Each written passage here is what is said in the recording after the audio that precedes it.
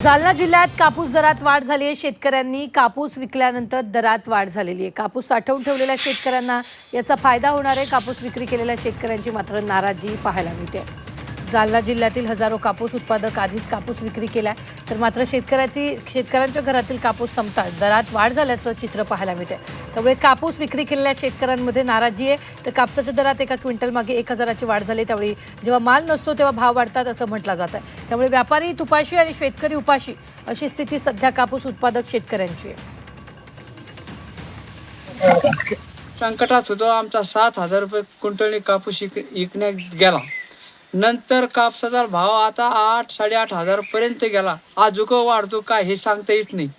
आणि काय सरकार आहे हे आमच्या तोंडाला पान पुसल्यासारखं झालेलं आहे सरकार साहेब। ज्यावेळेस आम्ही कापूस घातला त्यावेळेस 6,000 ते 6,500 हा होता आणि खूप आमचं नुकसान झालं, आर्थिक नुकसान झालं। सरकारने या प्रकारे आमच्या जखमीवर मीठ सोडलेलं आहे, तरीही आम्हाला आमचं आर्थिक नुकसान भरपूर प्रमाणे झालेलं आहे। माझं जवळपास 60,000 ते 70,000चं झालेलं आहे। 6,000 ते 6,500 रुपये जो 40 क्विंटल कापूस होता हा त्या भावाने गेला आहे।